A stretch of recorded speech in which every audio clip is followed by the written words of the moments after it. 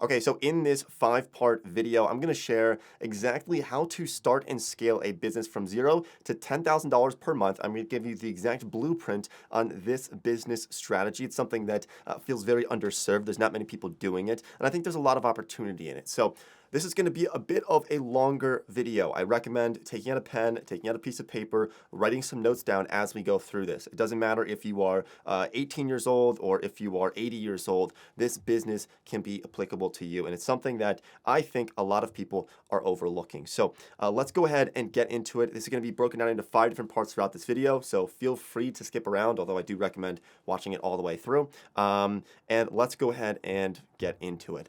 First things first, look, I hate that I have to even say this, but we're not selling you a course. You don't have to worry about this as being like a big sales pitch or something. We have nothing to sell you, okay? And honestly, you don't have to pay money to learn how to scale a business to get to $10,000 per month. You can do this all for free through resources like this on the internet, okay? And we did that, and I think you can do it as well. Okay, so first thing we're gonna do is we're gonna talk about the exact business strategy for getting to $10,000 a month. Then we're gonna talk about how much money you can make with this business and how scalable it really is, because there are some limitations, but I think it's still worthwhile. And then we're going to talk about how to build expertise in this field. I think a lot of people have imposter syndrome, and so there's a big thing that a lot of people have a hurdle of. I know we certainly did. And then in part 4, we're talking about how to get customers. And in part 5, we're talking about how to scale this business up to the next level, maybe pushing even $100,000 per month or more.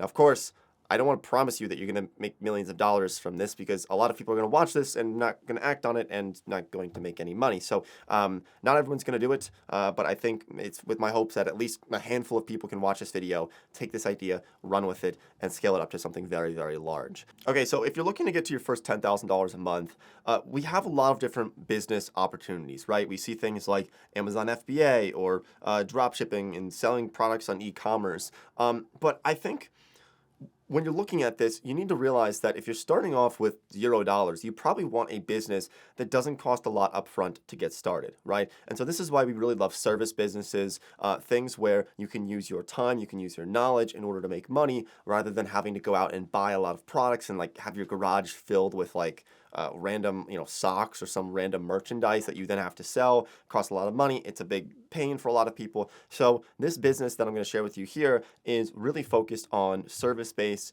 and there's really not much of an overhead cost to get started with it. So that's why we think it's one of the best ones for beginners especially. Okay, and here is the business. Okay, so it's essentially marketing, but not in the traditional sense of marketing agency, because I think that has been very much overplayed in the past 5 years, where we have all these mini Tai Lopez's running around trying to run a marketing agency and going to their local dentist and their local doctors and their local ice cream shop and saying, hey, let me run marketing for you.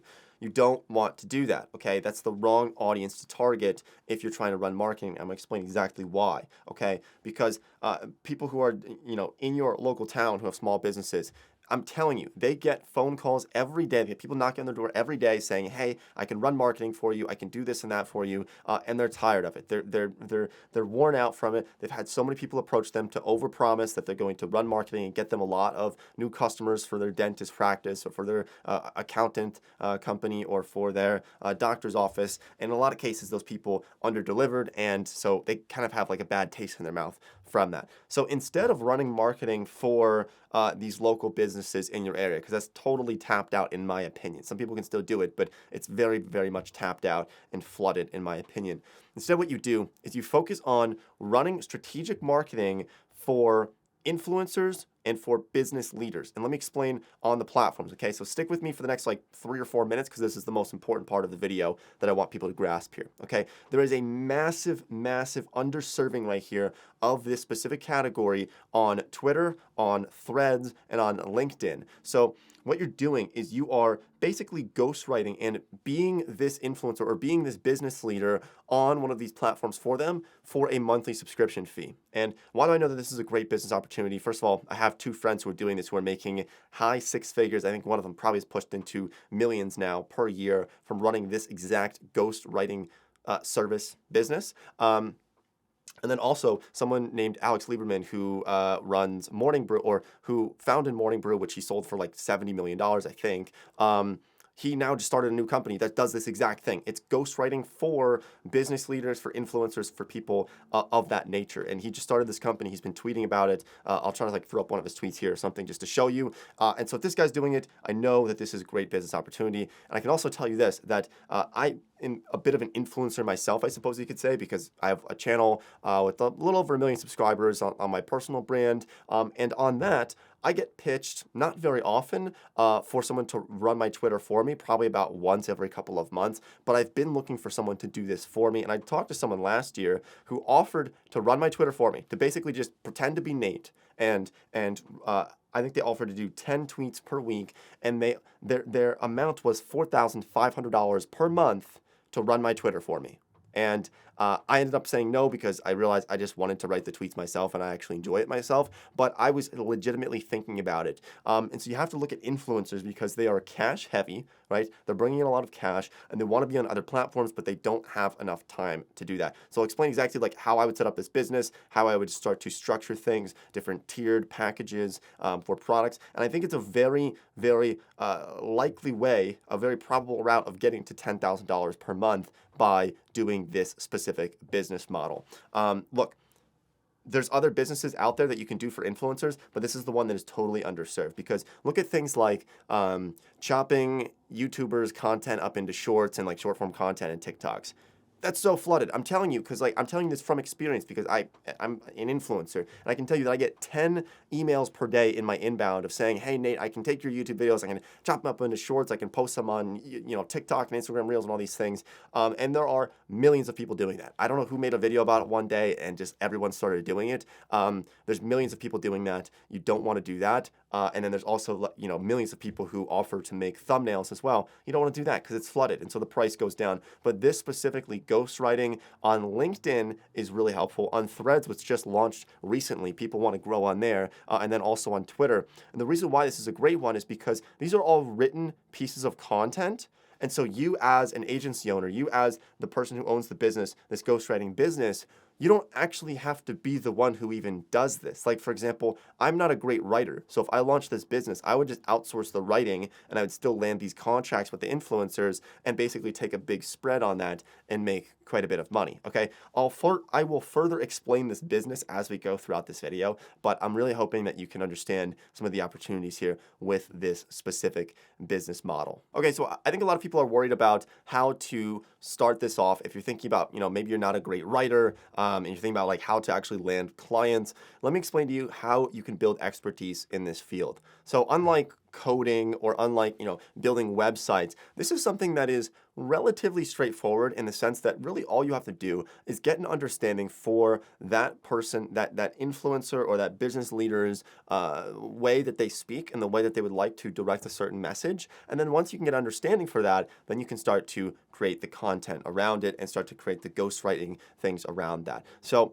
the way to build expertise, there's what I would do is, first of all, you need to start an actual company, okay? So you don't want to go in and reach out to influencers, and I'll explain how to reach out to influencers in the coming sections here, but you don't want to reach out to them as an individual from like a Gmail account asking, saying, hey, like I want to freelance, because it sounds like you want to work for them and it gives them the wrong impression. I know when I have people reach out to me sometimes and I say, okay, this is a college student, he's reaching out to me on his like, university email, and I kind of put him in like the employee box. And if you're doing this business, you want to put yourself into the business partnership box rather than the employee box, because otherwise you'll get just treated differently, and you'll kind of feel like you're capped on certain amounts of money that you can charge for your services. So in order to look professional with a business, you can use something like Inkfile. So Inkfile, I'll just show you it right here. It's pretty great for setting up a business. So I know when I started my first LLC, it was pretty confusing and I wasn't really sure like how to go about it. And so using something like Inkfile, it's pretty straightforward and helps you start your business, file your annual report, like set up your LLC. Because when I started my first LLC, I think it was like 2015 or something, and I had no idea what I was doing. I was scared of it, and so I just like didn't do it for a while. But this is really easy that you can do it in like 10 minutes. They've helped over 1 million people start businesses since 2004. And Inkfile can help you with a ton of other things like filing for trademarks, things like copyright. So I'll leave a link to them down below in the description if you want to start your company. company, but I really do recommend that because you're going to need to do things like set up a business bank account, for example, because you don't want to, have another business sending you money to like your personal bank account or your personal PayPal. It just looks unprofessional. So this whole area of building expertise, most of it, I don't want to say it's fake it till you make it, but there is a certain portion of it where you really just have to look the part. And it's not that hard to look the part. You just have to create a professional business and then also create something like a professional website, which you can do on Wix or on Squarespace or any of the other platforms you can do pretty easily. We have tutorials showing people how to create websites on Squarespace. But with Squarespace, for example, if you go and you set up a website with them, you'll be able to actually get a custom domain email. So, for example, like when I reach out to people, I have nko@nateobrien.com. So it looks much more professional than reaching out to someone with something like blah, blah, blah, farthead or something at gmail.com. It just looks like, not professional at all, right? So you want to have something professional. You can use something like Squarespace to set up that website, once you do that, plus you have your business set up on InkFile, that's really most of the part that you have to do before you start reaching out to influencers and other people to pitch your services, okay? And so kind of going back to like the expertise area, and something that I think a lot of people might have concern with is like a bit of imposter syndrome of like, okay, maybe I'm not a great writer. I know I'm personally not a great writer, but I would still start this business and offer services to people by either outsourcing it or just helping yourself with some things like AI, with ChatGPT, for example, to help you fix your writing so you can even write things out and then have ChatGPT correct it for you. Okay, so let me give you a couple of examples here. Let's look at someone like Alex Hormozy, who's a pretty a prominent business figure in like the entrepreneurship community on YouTube and on all the different platforms. So if you go and look at Alex Hormozy's Twitter, I'm willing to bet, so I've never met this guy, but I would literally bet like all my life savings that this guy is not writing his own tweets. I can almost guarantee you that he has someone who does this service, and what this person probably does is they watch Alex's videos, right? Alex makes YouTube videos. They probably watch his videos and then chop that up into tweets. They kind of watch the video and say, okay, well, what's the main message here? They chop it up into tweets, and then they formulate it, and then they either post it for him or they give it to him for him to post, okay? And so that's effectively what you would be doing for influencers. For example, like let's say that you looked at my personal finance YouTube channel, right? The Nate O'Brien channel. I have a lot of finance videos. I have a lot of kind of like minimalism, productivity videos on there. So if you went through and you looked at the videos and you said, okay, Nate's 3 hacks for productivity, right? Or things that doubled his productivity. You watch the video, you then go and create some tweets from that. So you already understand my wording behind it, and then you give it to me. That's a great example of something that would be very effective for tweets. A lot of influencers don't have the time to spend all this different time on like all these different platforms. They really don't. So you'd be helping them quite a bit. Okay, so that's how you would build expertise in that space.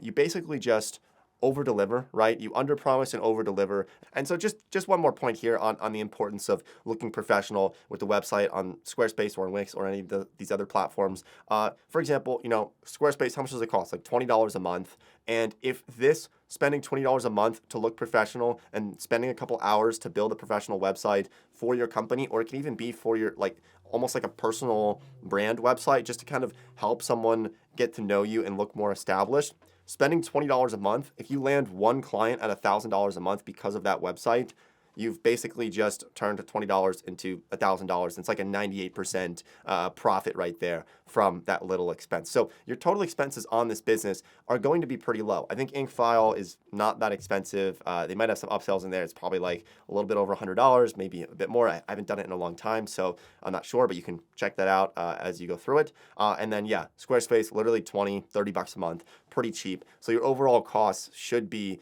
well under $1,000 for the entire business. If you're spending more than that, then there's something wrong, okay? So you can keep it low. I recommend keeping the costs low for this business as you get it started. But now you can see why I really prefer something like this, a service-based business, over something like starting, an e-commerce store, which can be effective. Like we've done it in the past, and we have equity in companies that sell a lot of products, physical products.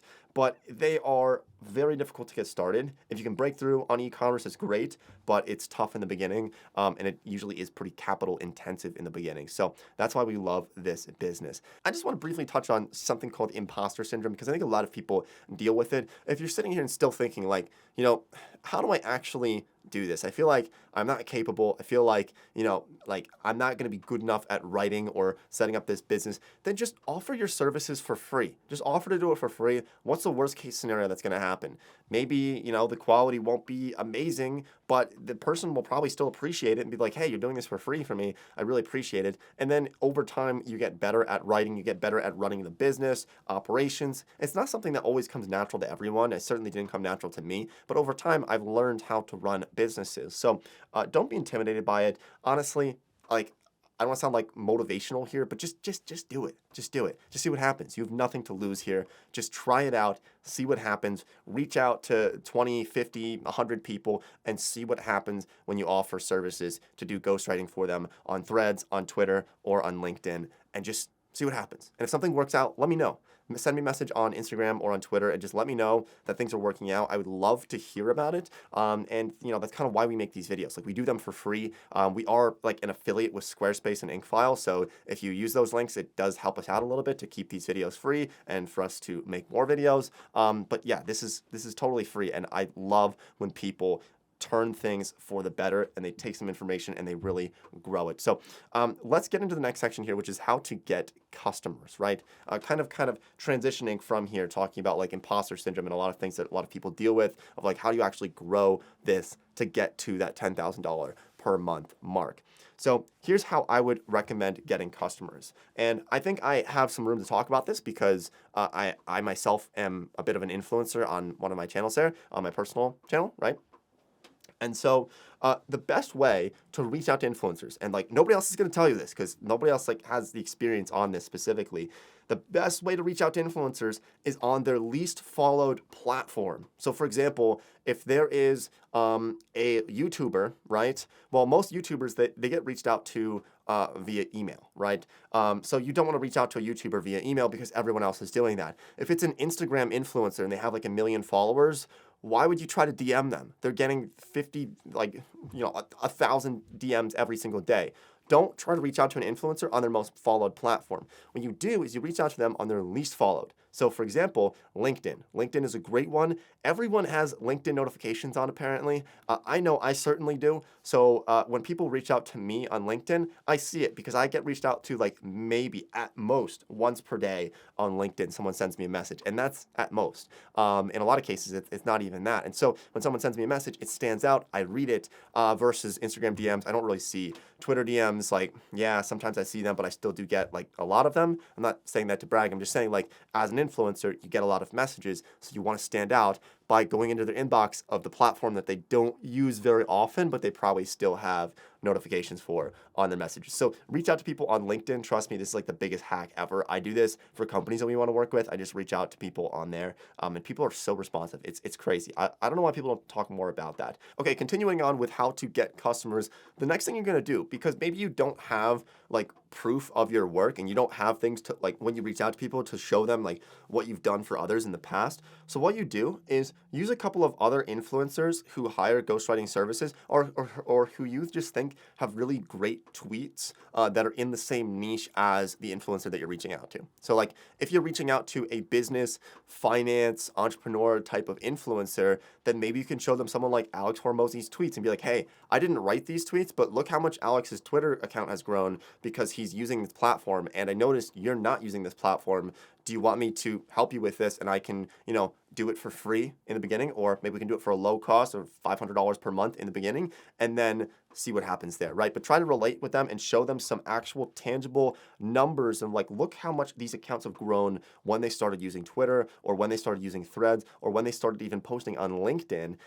I've said this like 10 times, but LinkedIn is just a so underserved platform. I have a couple of friends who are blowing up on LinkedIn. They have like 100,000 followers because they just post some of their videos and some of their different thoughts and ideas and newsletter thoughts on LinkedIn, and it just goes absolutely viral because everyone uses it, but not many people post on it. So there's a lot of business opportunity there on that platform. And basically just show that to them when you reach out to these influencers, explain to them, look, and keep it short and sweet, but try to pack it in there and be like, look, you can scale on LinkedIn, you can grow on Twitter, you can grow on Threads. Let me help you with this. We can do it for low cost. I can do it for free. Offer to do it for free for like the first 1 or 2 people. And then as you kind of fill up your calendar, you fill up your schedule, you can start to increase your prices. So what I would do is offer a tiered package. And so the way to do this is you start with a first, like a free option for your first 1 or 2, just to kind of get in the door and then use them as an example for when you reach out to other influencers. Then after that, you start to do things like $500 a month, $1,000 per month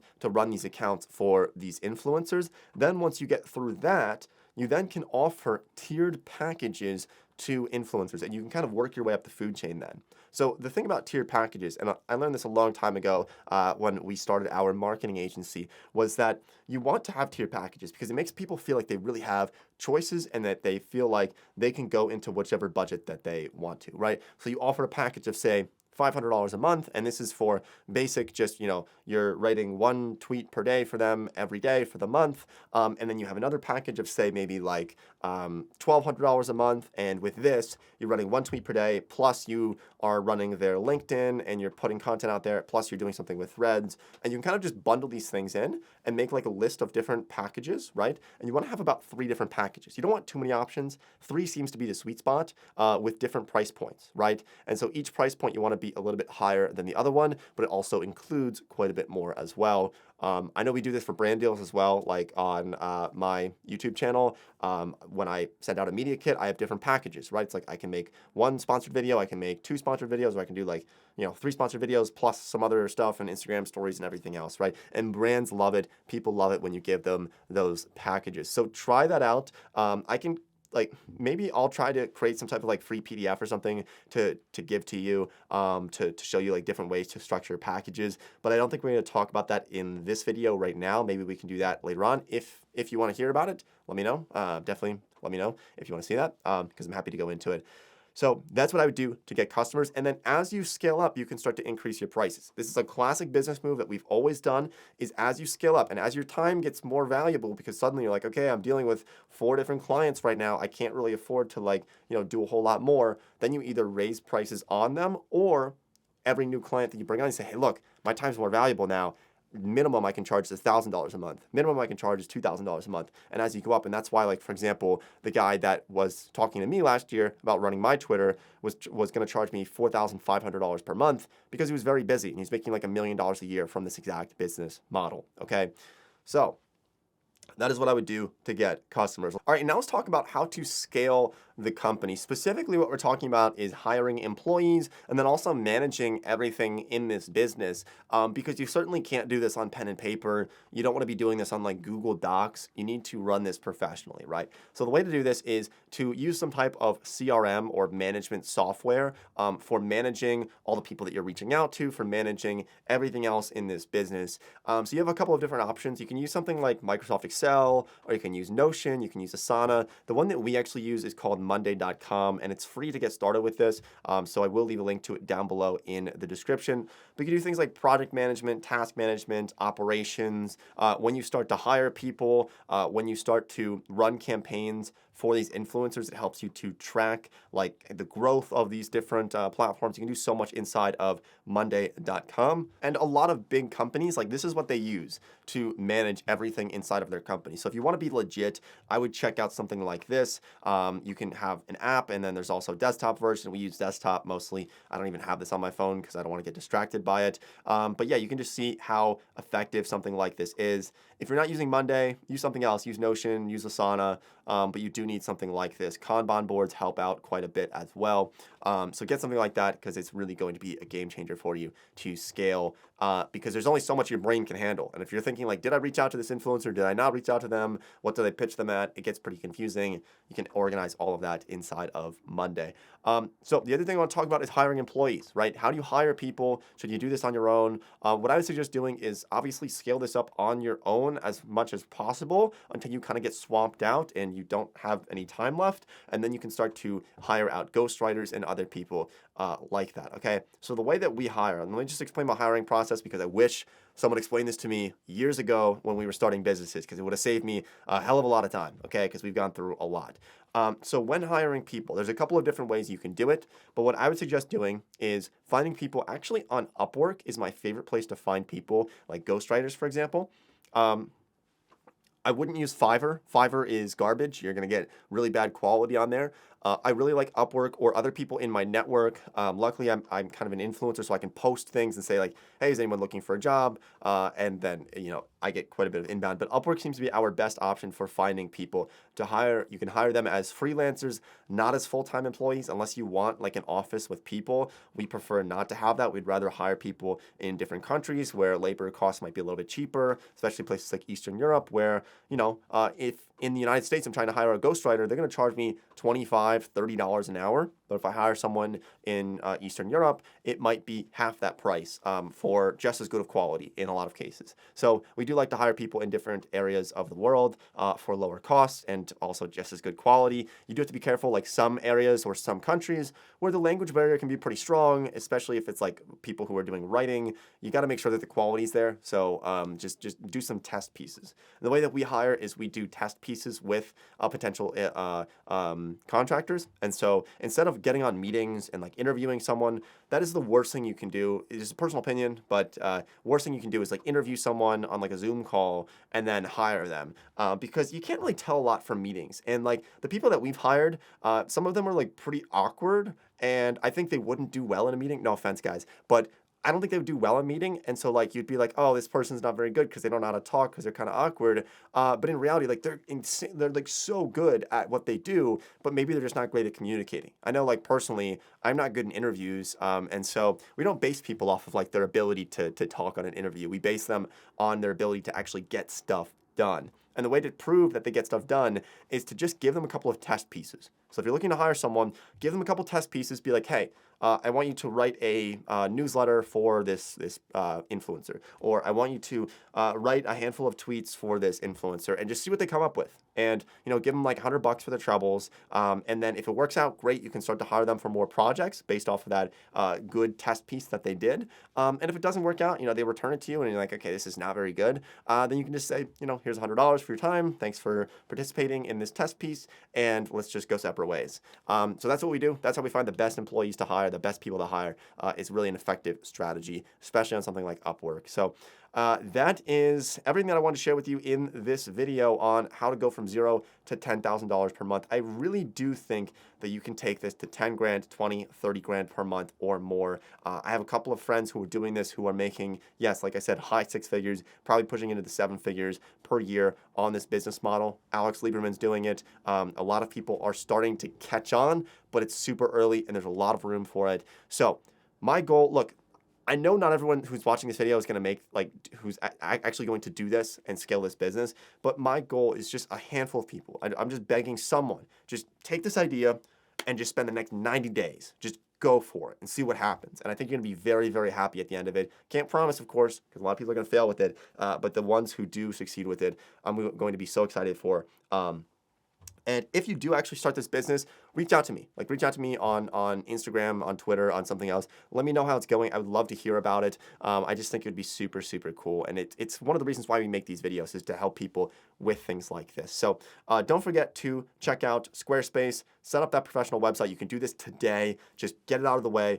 Make it look professional. You can do it. It's pretty easy to get started on Squarespace for $20 a month, $30 a month for a pretty high ROI potential there, right? And then set up your business, set up your LLC with Inkfile. Pretty easy to do that as well. You can also do that today. Just crank both of those out of the way. Yeah, go ahead, do those. Let me know how everything goes. I would love to hear about it. And I really do wish everyone the best of luck building a business in 2023. So thanks for watching, and I'll see everybody next time.